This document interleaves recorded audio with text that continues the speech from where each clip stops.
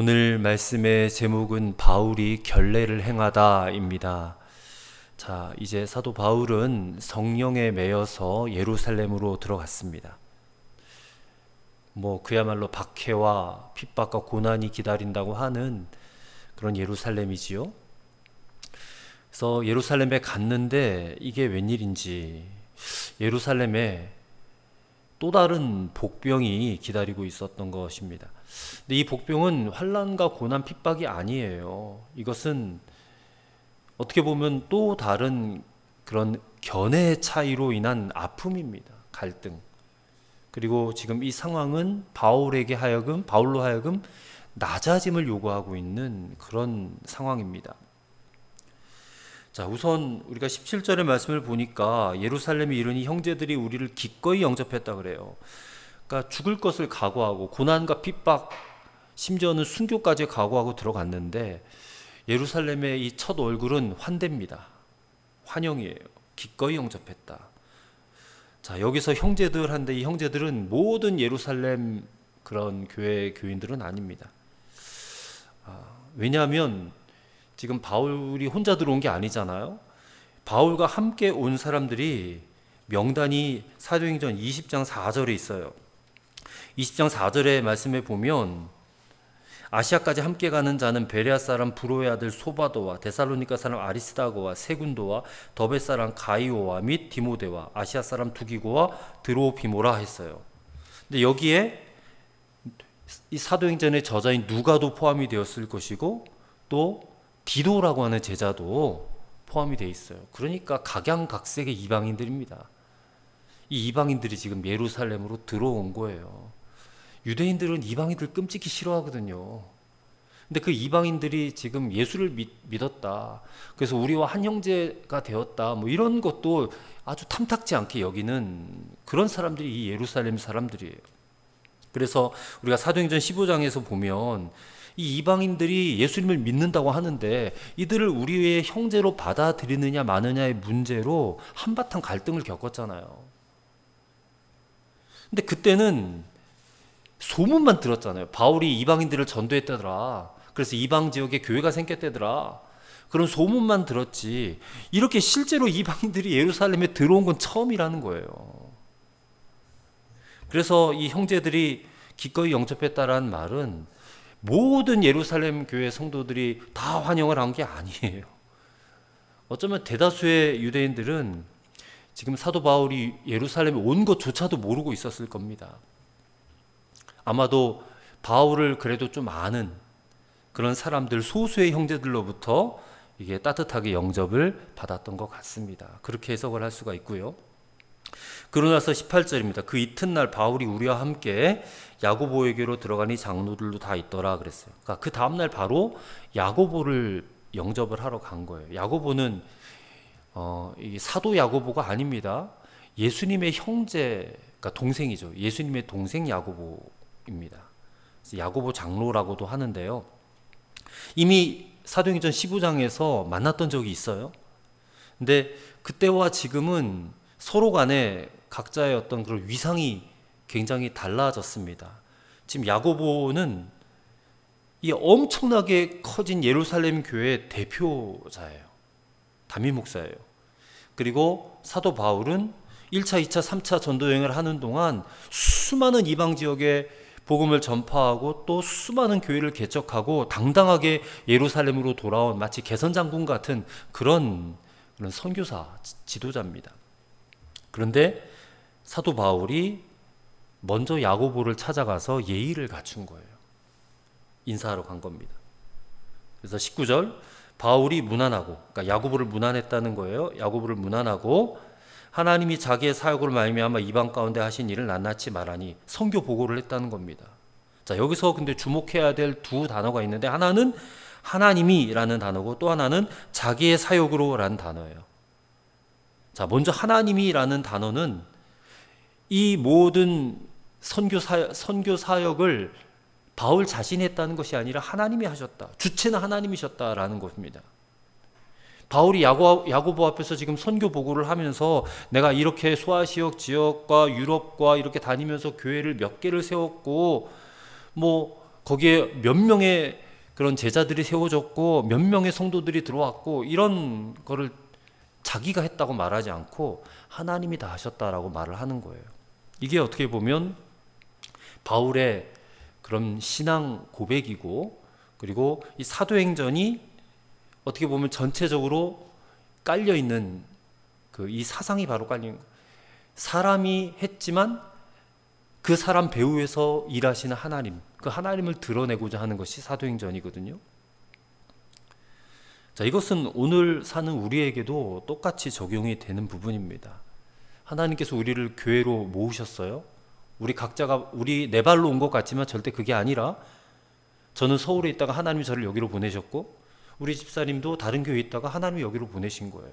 그래서 이렇게 교회가 이루어지게 하신 것이고, 그리고 그 교회를 세워주신 것이고, 또 이 교회를 통해서 하나님이 역사하고 계시는 것입니다. 교회뿐만 아니라 우리 개인의 삶도 마찬가지예요. 하나님은 우리 개인의 삶 속에서 역사하신 분이시고, 우리 개인의 인생을 통해서 당신의 뜻을 이루고 계신다. 이거는 변함없는 우리의 그런 고백이잖아요. 하나님이 일하신다라는 거. 내가 하는 것 같지만 내가 하는 것이 아니다라는 겁니다. 그러나 하나님은 그 당신의 일을 사람과 관계없이 단도직입적으로 하시는 분이 아니라 항상 사람을 통해서 일하신다라는 것이죠. 그래서 바울이 18절에 보니까 자기의 사역으로 말미암아 그랬어요. 자기의 사역으로. 여기 사역이라는 말은 옛날 개역 한글판 성경에서는 봉사라고 되어 있습니다. 봉사. 그러니까 영어로 말하면 서비스예요. 서비스. 쉽게 말하면 하나님께서 나를 사용하셔서 일하셨다, 이런 표현이에요. 자기의 사역으로란 말은. 그러니까 나는 그냥 도구예요. 도구. 통로. 파이프예요. 나를 통로로 하나님이 모든 일들을 하셨어요.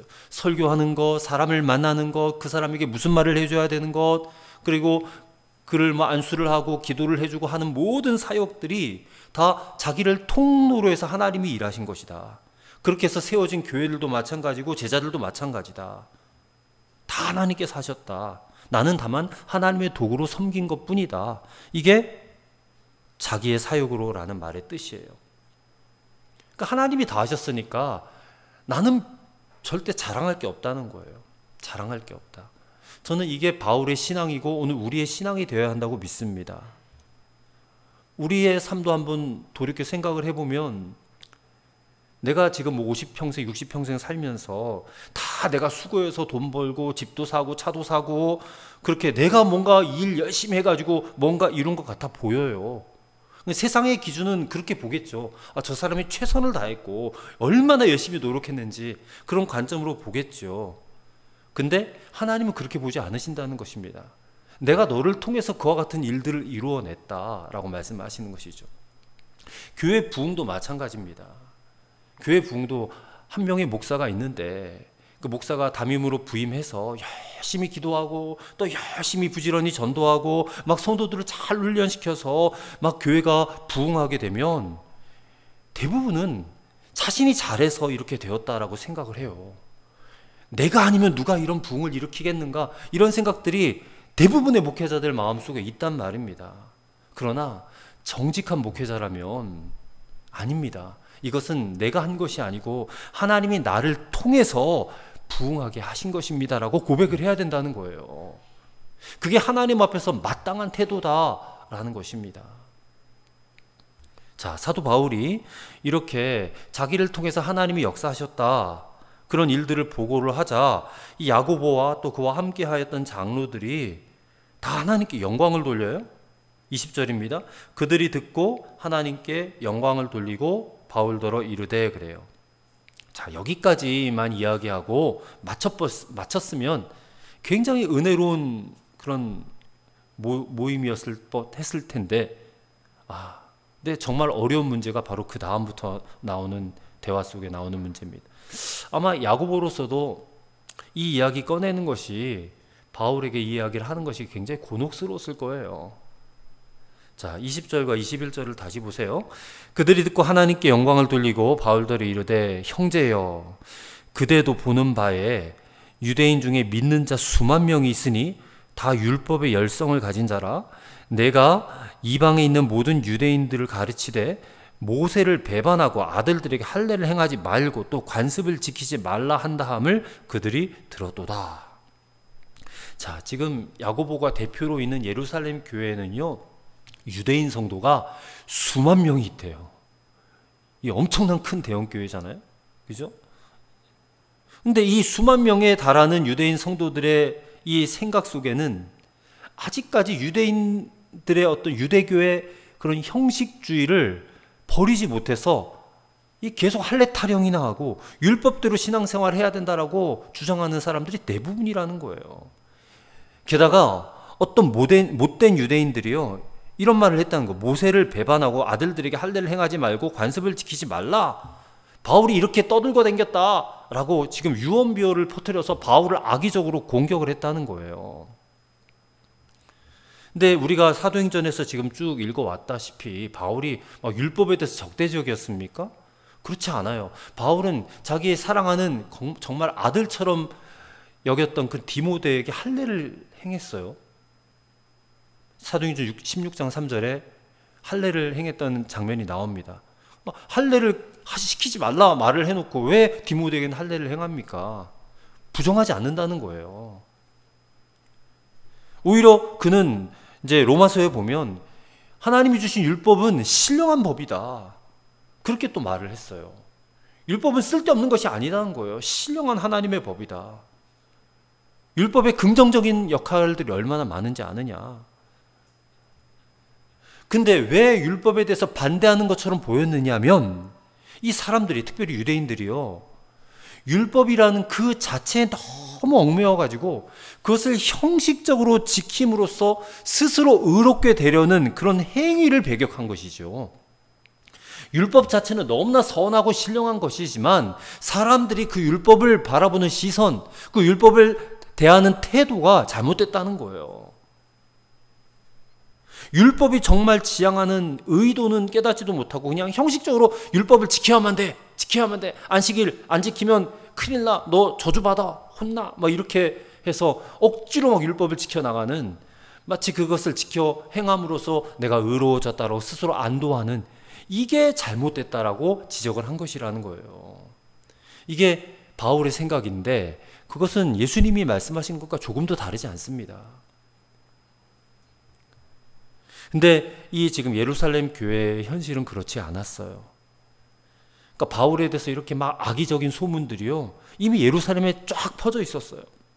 그리고 만약에 바울이 지금 예루살렘에 들어왔다라는 것을 사람들이 알게 된다면 막 그들이 정말 어떤 반응을 보일 것인가는 불을 보듯 뻔한 것입니다.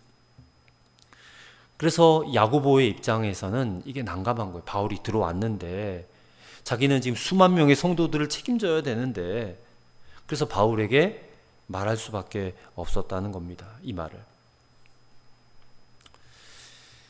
참 이 예수님을 믿어도요, 사람이 가지고 있었던 세계관, 이 가치관을 바꾸는 일은 결코 쉬운 일이 아닌 것 같습니다. 예수님을 믿은 지 아주 오래된 사람들도요, 정말 예수님을 닮은 인격으로까지 변화되기까지는 시간이 엄청 오래 걸려요. 지금 여기 예루살렘 교회 유대인들도요, 예수님을 믿지만 여전히 할례도 받아야 되고 여전히 율법도 지켜야 된다. 같이, 그러니까 예수와 율법을 같이 이렇게 붙들고 살아야 된다는 거예요. 바울은 선포했죠. 이미 예수 그리스도께서 십자가에 달려 죽으심으로 율법이 요구하는 것을 완성하셨거든요. 율법의 요구를 이루었어요. 율법의 요구는 죽음이거든요, 사실은.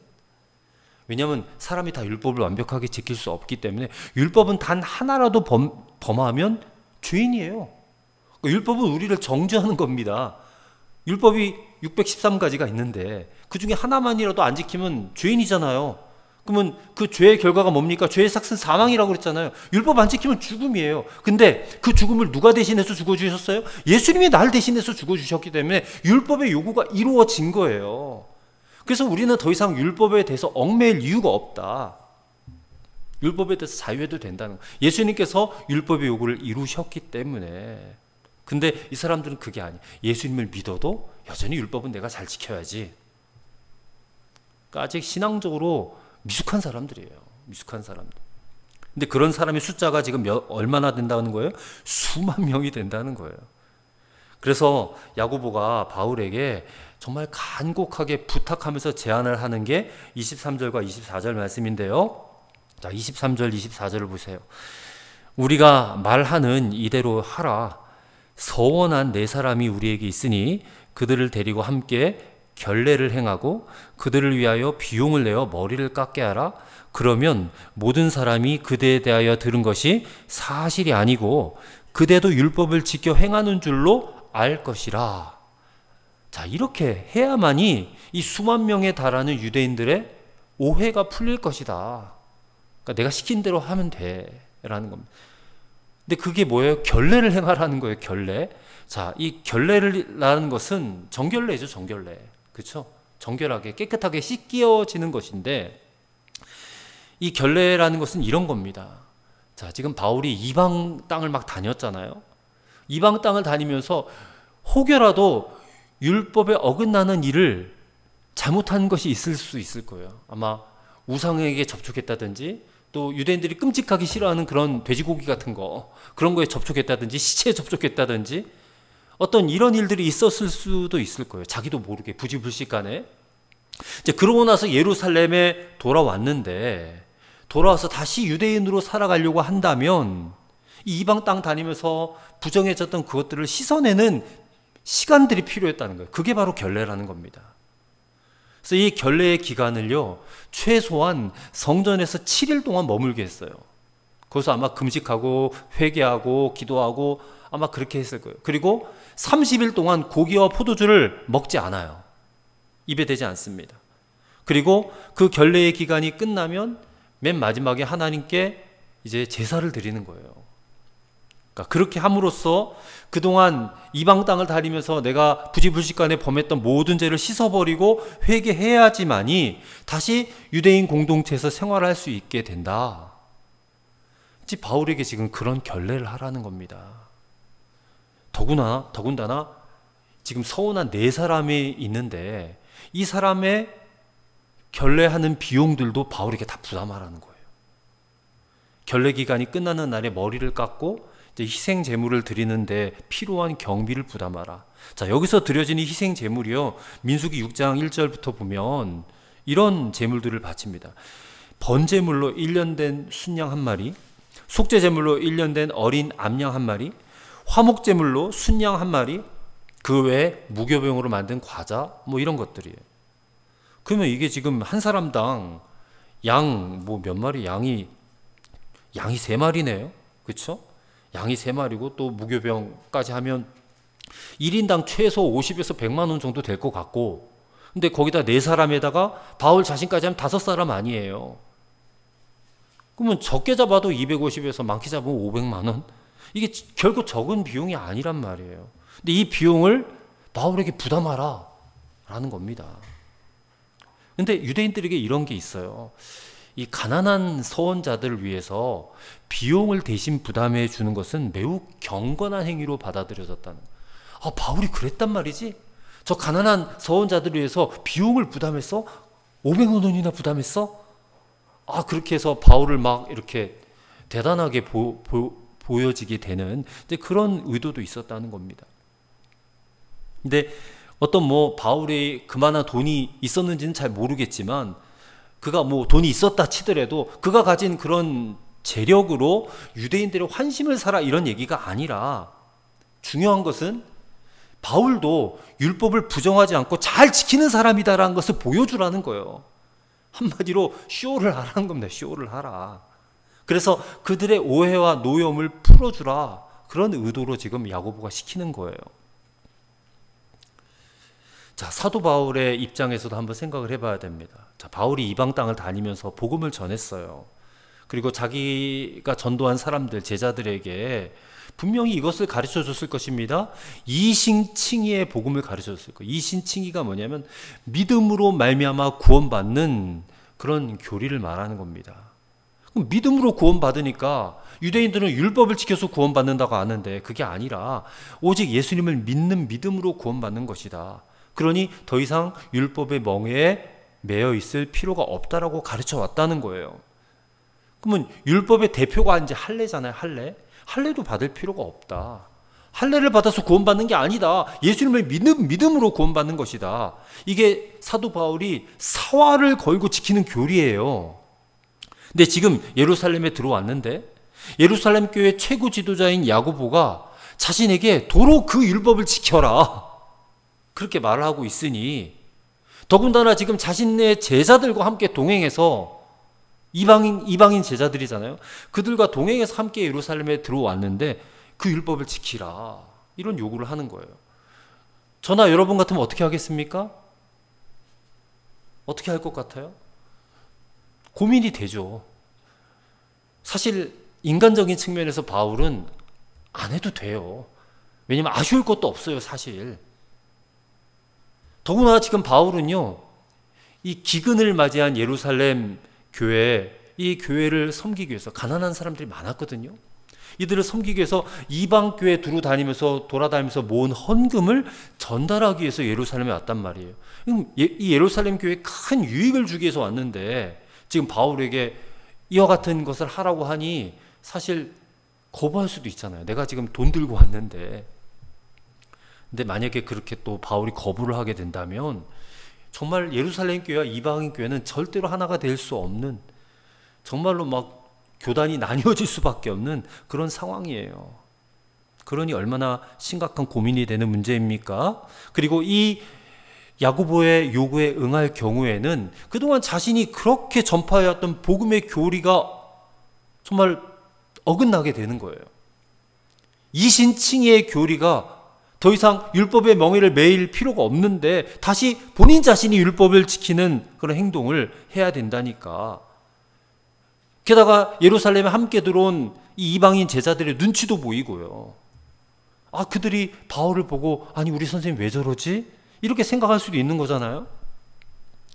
자, 그런데 놀라운 것은 오늘 본문에 바울이 이 문제로 고민을 했다는 흔적이 전혀 없어요.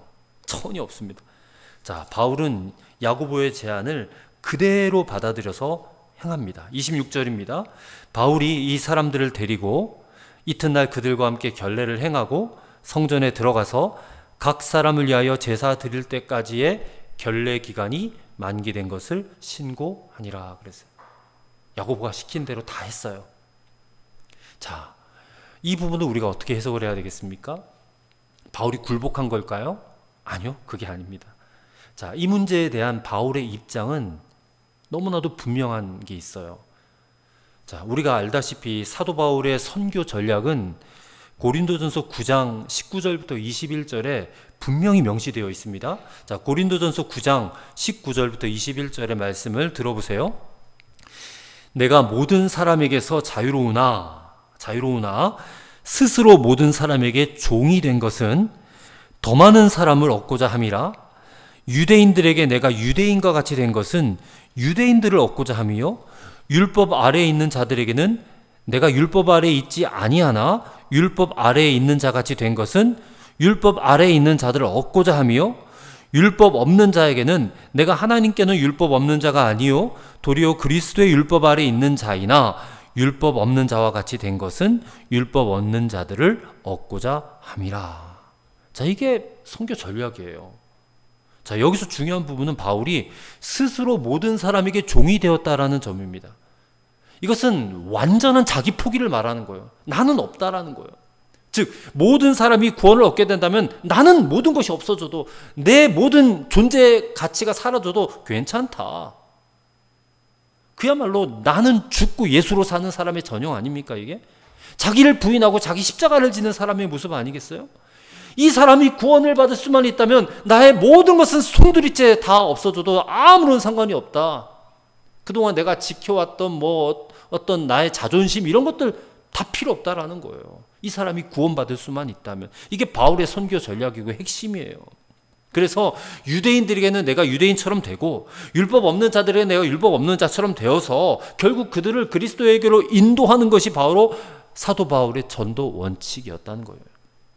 그러니 오늘 예루살렘 교회 이 유대인 성도들, 수만 명에 달하는 유대인 성도들에게도 바울은 마찬가지로 대하는 거예요. 비록 그들이 아직 너무 미숙해가지고 이 율법과 할례라는 그 틀에 얽매여서, 그러니까 그게 이제 율법 아래에 있는 거잖아요. 율법 아래. 하지만 그들도 구원받아야 될 하나님의 백성이다라는 거예요.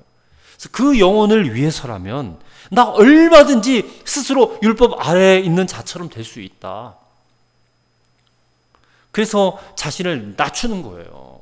자신을 낮춰서 저들이 구원받을 수만 있다면 내가 얼마든지 그 정도 못하랴. 그거 충분히 할 수 있다. 마땅히 그렇게 하겠다라는 거예요.